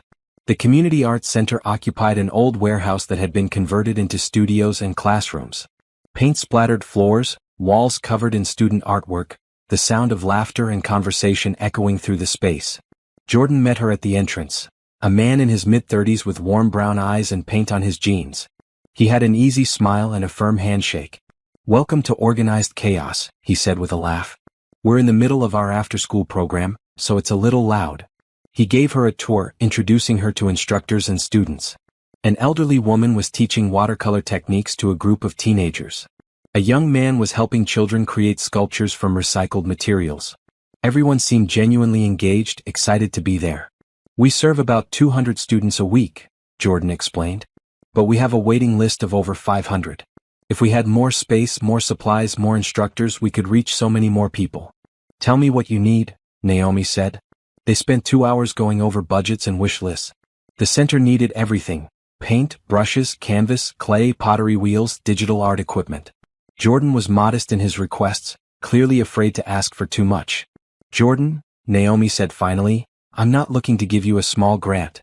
I want to fund a complete expansion. New equipment, additional instructors, maybe even expanding into the empty warehouse next door." "What would that cost?" Jordan stared at her. "Ms. Brooks, that would be close to $2 million. "Then that's what we'll do." Naomi pulled out her phone and made a note. "Have your director put together a comprehensive proposal. Include everything you need for the next 5 years. We'll make it happen." "I don't know what to say," Jordan said, his voice thick with emotion. "Do you know how many lives this will change?" "That's the point," Naomi said simply. As they walked back through the center, Jordan told her about his own story. He'd grown up in poverty, found art as a teenager through a community center much like this one. Art had given him purpose, direction, hope. He'd gone to college on scholarship, earned a degree in art education, and dedicated his life to giving other kids the same chance he'd had. "That's a beautiful story," Naomi said. "That's exactly what I'm trying to create with the foundation. It's more than beautiful. It's necessary." Jordan stopped and looked at her seriously. "Most people don't understand how important art is, especially for kids growing up in difficult circumstances. Art saves lives. It saved mine. Naomi felt a connection to this man, this stranger who understood what she was trying to do. Would you consider joining the foundation's board? We need people who understand the real impact of arts education. I'd be honored, Jordan said without hesitation. When Naomi left the center, Elena was waiting by the car. He seems nice, Elena commented neutrally. He does, Naomi agreed. Genuine. Passionate about the work. And single, according to his social media, Elena added with a small smile. Not that I was checking. Just part of our security assessment. Naomi laughed. I'm not looking for a relationship, Elena. I just got divorced. I'm focusing on the foundation. Of course, Elena said, but her smile suggested she didn't entirely believe it. The following weeks were busy. Sharon and Jordan worked together on the center's expansion proposal. Naomi reviewed applications from schools, approved grants, and slowly learned how to manage the foundation's operations. She was getting better at the financial side of things, more comfortable making decisions about large sums of money. Trevor's legal challenges continued to fail. Each week, Mr. Harrison would update her on dismissed motions and rejected appeals. Trevor was burning through money he didn't have, racking up legal fees that his lawyer kept trying to collect. He's running out of options, Mr. Harrison said during one of their calls. His latest motion was so poorly argued the judge actually laughed in court. Trevor can't afford competent legal representation anymore. Is he dangerous? Naomi asked. Should I still have security? Let's keep them another 2 weeks, then we'll reassess.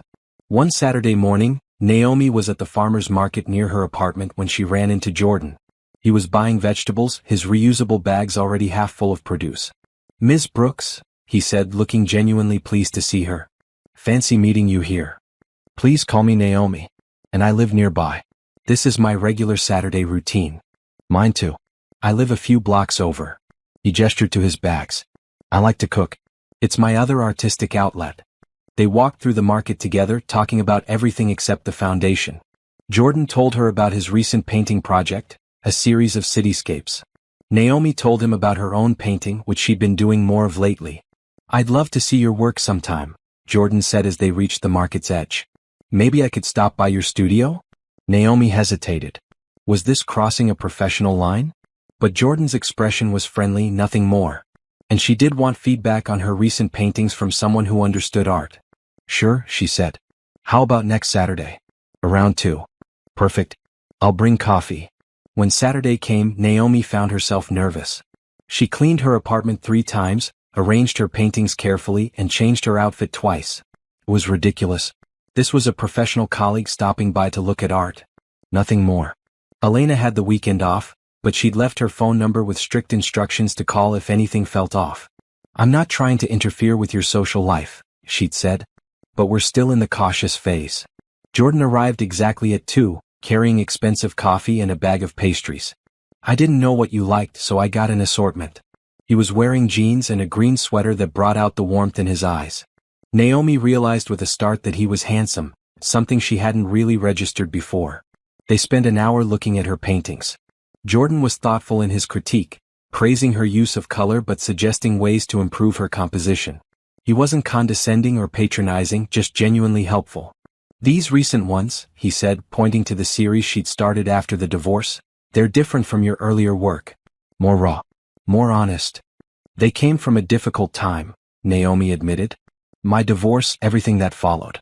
I was painting my feelings instead of trying to make pretty pictures. It shows. In the best way. Jordan looked at her. Sometimes our best art comes from our worst experiences. They moved to the small couch, drinking coffee and talking. Jordan told her about his dreams for the Community Arts Center, how he envisioned it becoming a hub for the entire neighborhood. Naomi shared her own vision for the foundation, how she wanted it to become a model for arts education funding. You're really doing this, Jordan said with admiration. Not just talking about it but actually making it happen. That's rare. I have the resources now, Naomi said. It would be wrong not to use them for something meaningful. Still, most people who come into sudden wealth just buy bigger houses and fancier cars. You're building something that will outlast you. The afternoon slipped away. At 5, Jordan reluctantly said he needed to go. I have to prepare for a class tomorrow. But this was really nice, Naomi. Thank you for showing me your work. Thank you for the feedback. And for the coffee. At the door, Jordan paused. Would you like to have dinner sometime? There's a great little Italian place near the center. Nothing fancy, just good food and conversation. Naomi's first instinct was to say no. She wasn't ready. She'd just gotten out of a terrible marriage. But looking at Jordan's kind face, his genuine smile, she found herself saying, yes. I'd like that. Great. How about Friday? 7 o'clock. After he left, Naomi sat on her couch, processing what had just happened. She'd agreed to a date. Was it a date? Felt like a date. But it was just dinner with a colleague, right? Someone she was working with professionally. Her phone rang. Rachel. How was your afternoon with the handsome arts center director? How did you know about that? Elena might have mentioned it. So, how was it? It was nice, Naomi admitted. Really nice. He's smart and funny and passionate about his work. We have a lot in common. And we're having dinner on Friday. Rachel squealed. Naomi Brooks, are you going on a date? It's not a date. It's a professional dinner between colleagues. Sure it is, Rachel said with obvious amusement. Keep telling yourself that. After she hung up, Naomi looked at her paintings, at the series she'd created from pain and loss. Maybe Jordan was right. Maybe good art did come from difficult experiences. And maybe, just maybe, good things could come from difficult experiences too. She wasn't ready for a relationship. She knew that. But dinner with a friend? That seemed manageable. That seemed safe.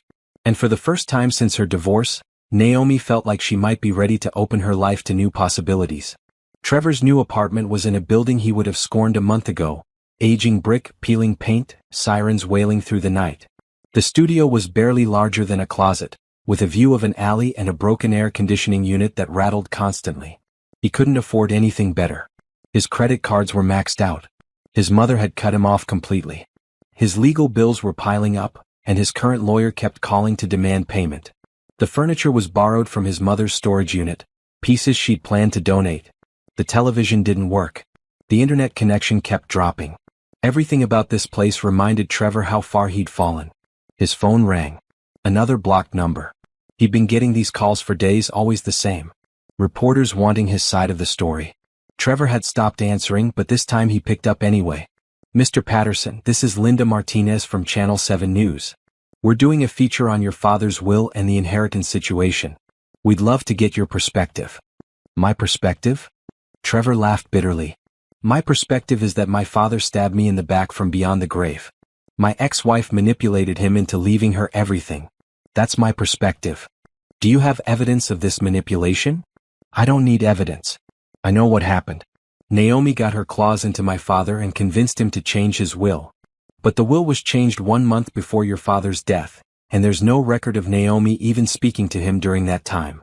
Court documents show your father had documented evidence of your affair and your stated plans to divorce immediately after receiving the inheritance.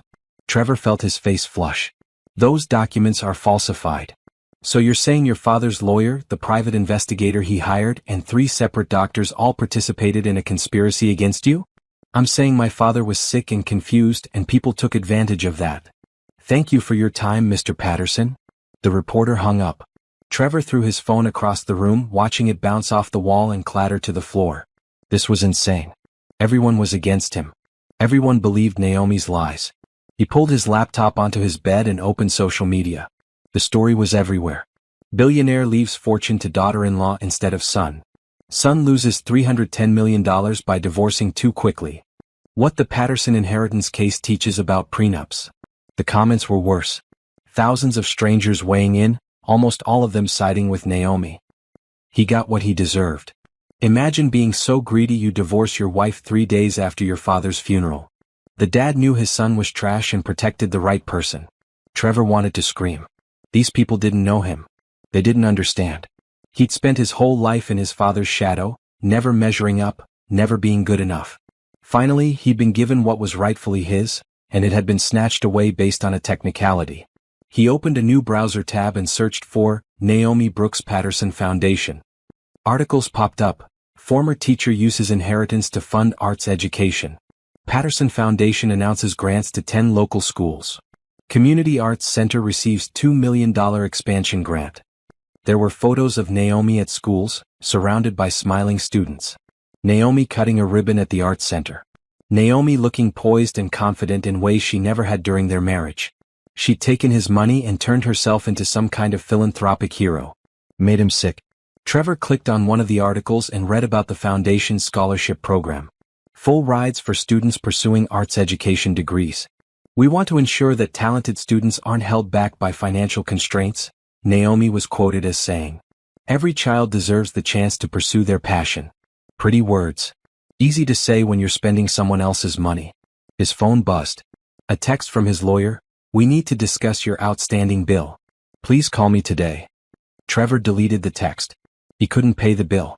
He had nothing. His bank account had maybe $300. His car payment was overdue. He'd had to take a job stocking shelves at a warehouse. Overnight shifts that left him exhausted and angry. Stocking shelves.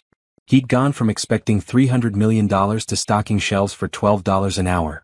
Another text came through, this one from his Uncle Richard. "Trevor, I heard about the job. I might have something better for you at my company. Call me." At least someone in the family still cared. Trevor called immediately. "Uncle Richard? You said you might have a job?" "I did say that, but I need to be upfront with you. It's entry level. Filing, data entry, basic office work. The pay is $30,000 a year." $30,000. Trevor had been planning to spend that much on a watch. "That's all you have?" "That's all I'm willing to offer," Richard said coolly. "Look, Trevor, I know you're going through a hard time.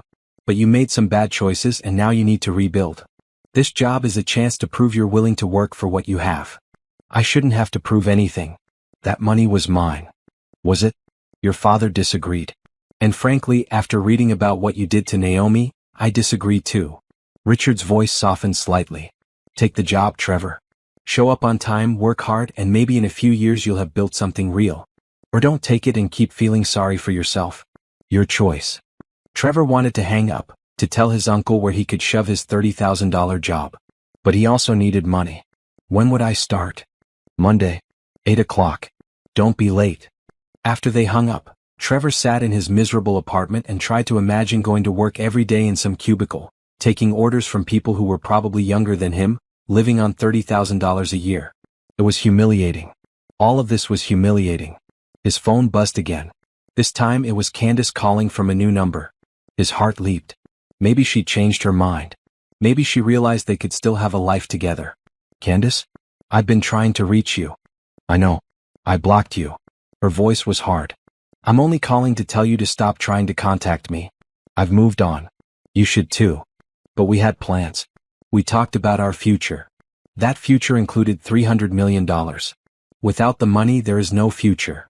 She paused. "You're broke, Trevor. You're working night shifts at a warehouse. You're nobody. I can't be with someone who's nobody." "You're really that shallow?" But even as he said it, Trevor knew he was the same way. He'd left Naomi for exactly the same reason. "I'm realistic. Find someone else at your level. Goodbye, Trevor." She hung up before he could respond. Trevor stared at his phone, feeling something crack inside him. Candace was right. He was nobody. He'd lost everything and he had no one to blame but himself. No, that wasn't right. He had plenty of people to blame. His father for setting that trap. Naomi for taking advantage of it. The lawyer for not warning him. Everyone who'd failed to see that he was the victim here. He opened his laptop again and went to the Foundation's website. There was a Contact Us page with a form. Trevor stared at it for a long moment, then began typing. "You stole from me. You manipulated my father when he was vulnerable. You destroyed my life. This isn't over. I will get my inheritance back and I will make you pay for what you've done." He hit send before he could second-guess himself. It felt good putting his anger into words, making sure Naomi knew he wasn't giving up. But even as the message sent, a small voice in the back of his mind whispered that he was making things worse. That threatening her was stupid, possibly illegal. That he should just accept what happened and move on. Trevor silenced that voice. He'd been accepting things his whole life, accepting his father's disappointment, accepting his failures. Not anymore. If he was going down, he'd make sure everyone knew it wasn't his fault. Over the next few days he sent more messages. To the Foundation. To the lawyer's office. To anyone connected to Naomi. Each one angrier than the last, each one more desperate. "You'll regret this. I know where you live. Money doesn't change who you really are. You're nothing without what you stole from me." He didn't really mean the threats. He was just angry, just venting. But each message felt like a small victory, a way to take back some control. On Friday, 2 men in suits showed up at his apartment. They identified themselves as police detectives. "Mr. Patterson, we need to talk to you about some messages you've been sending." Trevor's stomach dropped. What messages? Threatening messages to Naomi Brooks and her associates. Several of them could be interpreted as stalking or harassment. The older detective pulled out his phone, showing Trevor screenshots of his own messages. "Did you send these? I was just upset. I didn't mean anything by them." "That's what they all say." The detective put his phone away. "Here's how this works. You're going to stop all contact with Ms. Brooks immediately. No messages, no calls, no attempts to see her. If you violate this order, we'll arrest you. Understand? This is ridiculous. I'm the victim here." "No, Mr. Patterson, you're not. You're a man who made bad choices and lost an inheritance you were never entitled to in the first place." The younger detective spoke for the first time. "Ms. Brooks has done nothing wrong. Leave her alone." After they left, Trevor sat on his bed, shaking with anger and shame. Even the police were treating him like a criminal, like he was the bad guy in all this. He looked around his apartment at the borrowed furniture and the peeling walls. This was his life now. This was what his choices had led to. The unfairness of it all pressed down on him like a weight. He hadn't even done anything that bad. So he'd had an affair. So he'd left Naomi. People did those things all the time. Why was he being punished so severely? But deep down, in a place he didn't like to examine too closely, Trevor knew the answer. His father hadn't punished him for the affair or the divorce. His father had punished him for being cruel, for treating Naomi like garbage, for showing that he cared about money more than people. And maybe, just maybe, his father had been right. Trevor closed his laptop and got ready for work. His shift at the warehouse started in 2 hours. He would stock shelves, take orders, and try not to think about the life he'd lost. Because the alternative, accepting responsibility for his own actions, was too painful to consider. 6 months after the divorce, Naomi stood in front of a mirror in her apartment, adjusting the red dress she'd chosen for the foundation's first annual gala. The event was being held at a downtown hotel, with over 300 guests expected. Business leaders, educators, artists, and philanthropists, all coming together to celebrate the foundation's achievements and support its continued growth. "You look beautiful," Rachel said from behind her. Rachel was wearing a dark blue gown, her hair elegantly styled. "Trevor's an idiot for letting you go." "Trevor did me a favor," Naomi said, and she meant it. The woman in the mirror barely resembled the exhausted teacher who'd signed divorce papers 6 months ago. That woman had been defeated, worn down. This woman looked confident, purpose-driven. A knock at the door. Elena, in a sleek black pantsuit, poked her head in. "Car's ready when you are." The security had been reduced to occasional check-ins after Trevor's visit from the police. He'd stopped sending messages, stopped trying to contact her. Mr. Harrison believed the threat had passed, though Elena still liked to check in before major events. The ride to the hotel gave Naomi time to mentally review her speech. She'd written and rewritten it a dozen times, wanting to strike the right balance between gratitude and vision. The hotel's grand ballroom had been transformed. Round tables draped in white linens. Centerpieces of colorful flowers arranged by students from one of their grant schools. A small stage with a podium and a large screen for presentations. Jordan met her at the entrance, looking handsome in a dark gray suit. "Ready for your big moment?" "Nervous," Naomi admitted. "What if I mess up the speech? What if no one wants to donate?" "You'll be perfect. And people are already donating. We've raised over $500,000 in advance contributions." Jordan offered his arm. "Come on, let's mingle before things get started." Over the past few months, Naomi and Jordan had grown close. They had dinner once a week, sometimes at restaurants, sometimes at one of their apartments. They talked about art and education, shared stories about their childhoods, laughed at the same jokes. It was easy, comfortable, completely different from her relationship with Trevor.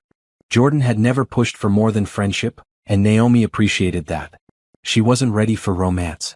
Maybe she never would be. But having Jordan in her life felt right. The ballroom filled quickly. Naomi recognized faces from the schools they'd helped, teachers she'd worked with, students whose lives had been changed by the foundation's grants. Sharon moved through the crowd with practiced ease, greeting donors and introducing people to each other. At 7 o'clock, Sharon took the stage to welcome everyone. She spoke briefly about the foundation's mission, then introduced Naomi. Naomi walked to the podium on shaky legs. 300 faces looked up at her expectantly. She gripped the edges of the podium and took a breath. 6 months ago, she began, I was a high school art teacher worried about whether my students had enough paint for their projects. Today, because of a generous and unexpected gift, I stand before you representing a foundation that has already changed hundreds of lives. She clicked the remote and images appeared on the screen behind her. Students painting murals. A pottery class at the community center. A scholarship recipient hugging her mother at a college acceptance ceremony. The Robert Patterson Foundation for Arts Education exists because one man believed that everyone deserves a chance to pursue their passion, regardless of their financial circumstances. He believed in supporting people who were overlooked, who worked hard without recognition, who gave more than they received. Naomi's voice grew stronger as she continued. We've provided grants to 10 schools, funded expansion of the Community Arts Center, and offered full scholarships to 15 students. But this is just the beginning. With your help, we can reach 50 schools next year. We can double our scholarship program. We can prove that arts education isn't a luxury but a necessity. The screen showed more images, before and after photos of school art rooms, students displaying their artwork, teachers crying tears of joy when receiving grant notifications. Every child we help, every teacher we support, every program we fund creates a ripple effect. Art doesn't just teach techniques. It teaches problem-solving, self-expression, confidence. It gives young people tools to understand themselves and the world around them. Naomi paused, making eye contact with the audience. Art saved my life. It gave me purpose when I felt lost. It gave me hope when I had none. That's what we're offering these students. Not just paint and clay, but hope and purpose. The applause was thunderous. People stood, clapping and cheering. Naomi felt tears prick her eyes but blinked them back. This was what Robert had wanted. This was his legacy, not the money itself but what the money could create. After her speech, donors lined up to talk to her. Business owners wanting to contribute. Former teachers sharing stories about how arts education had changed their students' lives. A young woman who'd received one of the foundation's scholarships, thanking her with tears streaming down her face. Ms. Brooks, because of you I get to go to college. My family couldn't have afforded it. You changed my entire future. Naomi hugged her tightly. You earned it. You worked hard. We just removed one barrier. The rest is all you. Jordan appeared at her elbow, gently extracting her from the crowd. You need to eat something. You haven't had anything since this morning. They sat at a table near the back, relatively hidden from the crowd. Jordan handed her a plate with chicken, vegetables, and a roll. Naomi realized she was starving. That was an incredible speech, Jordan said. Not a dry eye in the house. I meant every word. Naomi took a bite of chicken. This is what I'm supposed to be doing with my life. Not just teaching, though I love that, but creating opportunities on a larger scale. Robert chose the right person, Jordan said quietly. He saw something in you that you're finally seeing in yourself. Before Naomi could respond, Sharon hurried over. Naomi, we have a situation. Someone showed up at the door who wasn't invited. Security stopped him, but he's demanding to see you. Naomi's heart sank. Trevor? Yes. He's in the lobby causing a scene. Jordan stood immediately. I'll handle it. No, Naomi said, rising. I'll go. This is my event, my life. I need to face him. Elena materialized from somewhere. I'm coming with you.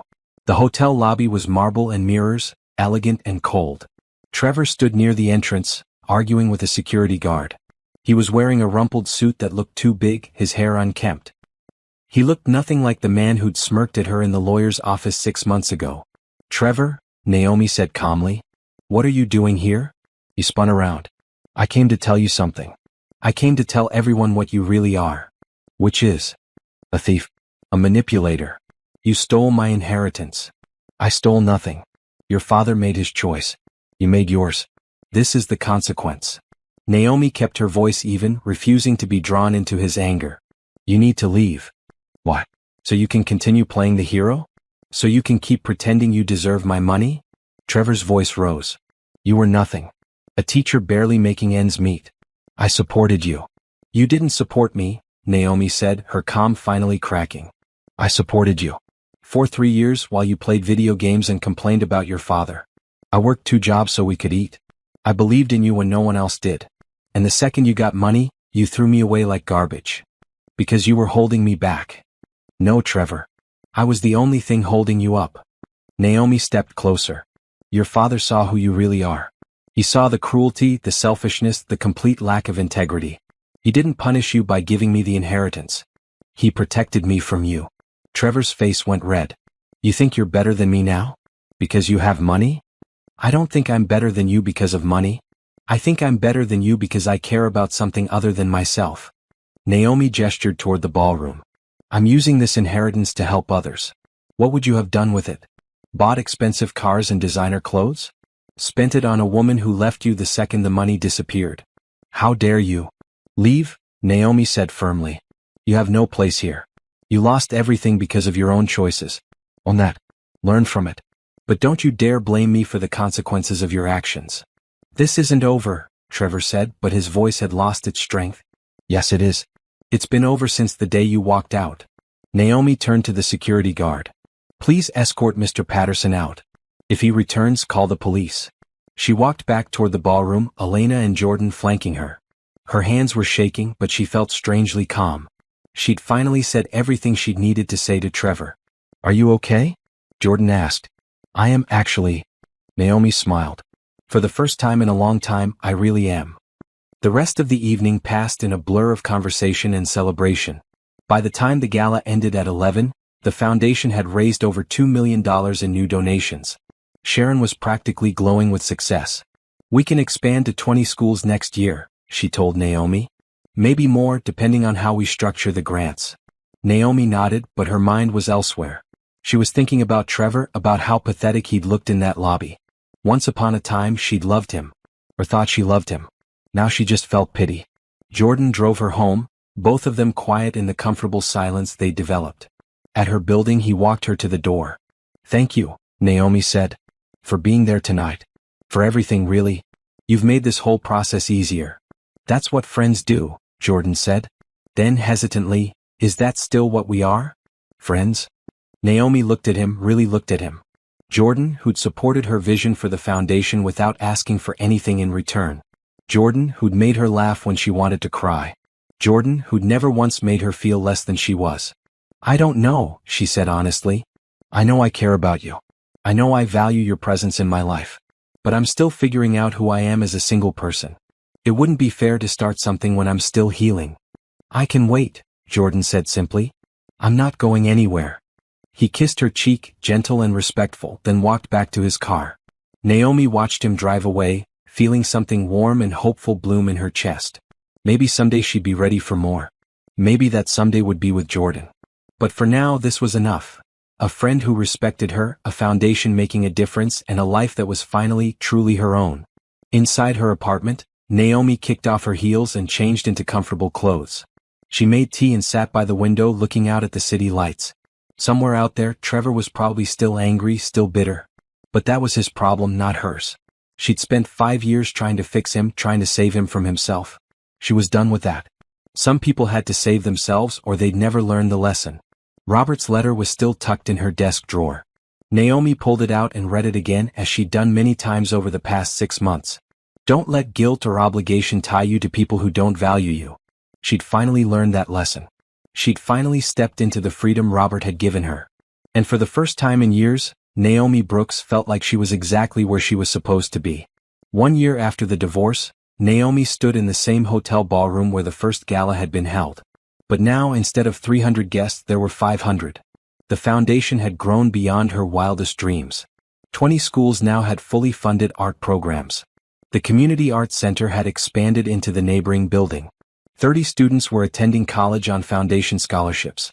And the media attention had inspired 3 other organizations to start similar programs in different cities. Hard to believe it's only been a year, Sharon said, appearing at Naomi's side. Feels like we've been doing this forever. Good forever or bad forever? Definitely good. Sharon smiled. We've received over 200 new grant applications for next year. We'll have to expand the staff to process them all. Naomi nodded, scanning the crowd. She recognized most of the faces now, returning donors, partner organizations, teachers whose schools had benefited from their grants. New faces too, drawn by the foundation's growing reputation. Jordan was across the room talking to a group of young artists. He'd become an unofficial ambassador for the foundation, his passion and eloquence convincing even skeptical donors to contribute. The community center's expansion had been so successful that 2 other centers had approached them about replicating the model. Over the past year, Naomi's relationship with Jordan had deepened slowly, carefully. They'd moved beyond friendship into something more, but without rushing. They had dinner twice a week now. They'd taken a weekend trip to the mountains, sharing a cabin but separate bedrooms. They'd kissed on New Year's Eve, a moment that felt both significant and natural. "I'm not trying to replace what you had," Jordan had told her one evening. "I'm not trying to be a rebound or a replacement. I just want to be in your life, whatever that looks like." "I want you in my life too," Naomi had admitted. "But I need to go slow. I need to be sure. Take all the time you need. I'm not going anywhere." And he hadn't. Through foundation stress and media attention and even another encounter with Trevor outside a grocery store, Jordan had been steady, supportive, never demanding more than she was ready to give. Across the ballroom, Naomi saw her mother and sister. Her mother had finally accepted the inheritance story, though she still seemed uncomfortable with the amount of money involved. Rachel, on the other hand, had embraced it fully. She'd quit her nursing job to become the foundation's volunteer coordinator, discovering a passion for nonprofit work she'd never known existed. "Naomi," a voice said behind her. "Wonderful event as always." She turned to find Mr. Harrison, looking distinguished in his tuxedo. "Thank you for coming. And for everything you've done this year." "My pleasure. Robert would be proud of what you've built." He gestured toward the stage. "Almost time for your speech." Naomi made her way to the podium as Sharon introduced her. The applause was warm, welcoming. She looked out at the assembled guests and felt a surge of gratitude for everyone who'd made this possible. "1 year ago," she began, "I stood at this podium and told you about a dream. A dream of making arts education accessible to every student, regardless of their financial circumstances. Tonight, I'm thrilled to report that we're turning that dream into reality." The screen behind her lit up with a video montage. Students painting, sculpting, dancing, making music. Teachers crying happy tears. Parents thanking the foundation at school events. Scholarship recipients accepting their college admissions. This year we've helped over 5,000 students. 5,000 young people who now have supplies, instruction, and encouragement to pursue their artistic passions. We've saved programs that were facing elimination. We've created new opportunities where none existed. Naomi's voice grew stronger. "But we're not done. Not even close." She clicked to the next slide, showing the foundation's goals for the coming year. "With your continued support, we plan to reach 50 schools and double our scholarship program. We're launching a teacher training initiative to help educators integrate arts into all subjects. And we're partnering with 3 universities to study the long-term impact of arts education on student success." The audience responded with enthusiastic applause. Naomi continued, detailing specific programs and outcomes, sharing success stories and future plans. She'd gotten much better at public speaking over the past year, more comfortable in this role she'd never imagined for herself. After the speech, the usual receiving line formed. Donors wanting to talk, students wanting to share their gratitude, teachers seeking advice. Naomi worked through them all with practiced grace, though her feet ached in her heels and she was looking forward to the quiet of her apartment. An older woman approached, someone Naomi didn't recognize. She was elegantly dressed in a silver gown, her white hair styled perfectly. "Ms. Brooks, I'm Patricia Patterson, Trevor's mother." Naomi froze. She hadn't seen or heard from any of the Patterson family since the divorce. "Mrs. Patterson, I'm surprised to see you here." "I'm sure you are." Patricia's expression was carefully neutral. "May we speak privately for a moment?" They moved to a quiet corner of the ballroom, away from the crowd. Elena materialized nearby, always alert, but gave them space. "I wanted to tell you something," Patricia said. "Something I should have said a year ago. I'm sorry." "Sorry for what?" "For how we treated you. For how my son treated you. For not seeing your worth until it was too late." Patricia's composure cracked slightly. "Robert saw it. He tried to tell me, but I was too proud, too caught up in what I thought Trevor should be married to." "What changed?" Naomi asked. "Watching you this past year. Reading about the foundation, seeing what you're doing with Robert's money." Patricia gestured around the ballroom. "You're honoring his memory in ways Trevor never could have. You understood what was important to him, even though he barely spoke to you." "I just tried to do something meaningful," Naomi said quietly. "You've done more than that. You've proven that Robert made the right choice." Patricia pulled an envelope from her purse. "I wrote you a letter months ago but never had the courage to send it." I'm giving it to you now. Naomi accepted the envelope but didn't open it. How is Trevor? Working. Learning humility, though it's a slow process. Patricia's expression was sad. He took the entry-level job his uncle offered. He's living in a small apartment, managing his own expenses for the first time in his life. It's been good for him even if he doesn't see it yet. I hope he finds his way, Naomi said and meant it. She didn't feel angry at Trevor anymore, just distant pity for a man who'd lost so much because he couldn't see what mattered. So do I. Patricia paused. I also wanted you to know that I've established a matching grant program. Any donations made to the foundation this year, I'll match up to $5 million. Naomi's eyes widened. Mrs. Patterson, that's incredibly generous, but you don't have to. I want to. It's the least I can do to support what you're building. And please call me Patricia. After Patricia left, Naomi opened the envelope. Inside was a handwritten letter on expensive stationery. Dear Naomi, I owe you an apology that's a year overdue. I treated you poorly during your marriage to my son, viewing you as beneath our family when the truth was that you were above us all. You worked tirelessly to support Trevor when he gave you every reason to leave. You showed grace and dignity in the face of my coldness. You loved my son when he was unlovable, and you deserved so much better than what you received. Watching you build this foundation has been humbling. You've taken Robert's gift and multiplied its impact far beyond anything he could have imagined. You've proven that character matters more than breeding, that integrity matters more than social standing. I hope someday you can forgive us. I hope someday we can know each other properly, not as in-laws but as people who both loved Robert in our own ways. With respect and deep regret, Patricia Patterson. Naomi folded the letter carefully and tucked it back in the envelope. Forgiveness. She'd been thinking about that concept a lot lately. Not forgiveness in the sense of excusing what had happened, but forgiveness as letting go of anger, of moving forward without bitterness weighing her down. She'd forgiven Trevor, she realized. Not because he deserved it, but because holding on to anger was exhausting. He'd lost so much through his own actions. That was punishment enough. Jordan found her in the quiet corner. Everything okay? Patricia Patterson seemed intense. She apologized and offered a $5 million matching grant. Jordan whistled low. That changes our entire budget for next year. It does. Naomi smiled up at him. Come on, let's enjoy the rest of the evening. We've earned it. They danced together as the orchestra played, Naomi's head resting on Jordan's shoulder. Around them, donors and supporters celebrated the foundation's success. The ballroom was filled with light, laughter, and hope. At midnight, after the last guest had left, Naomi and Jordan stood on the hotel's terrace, looking out at the city. The air was cool, spring beginning to give way to summer. I have something to tell you, Jordan said, taking her hand. The community center board wants to expand our model to 5 more cities. They want me to oversee the expansion. Jordan, that's wonderful. Naomi squeezed his hand. You've worked so hard for this. I have. But here's the thing. It would mean a lot of travel, at least for the first year.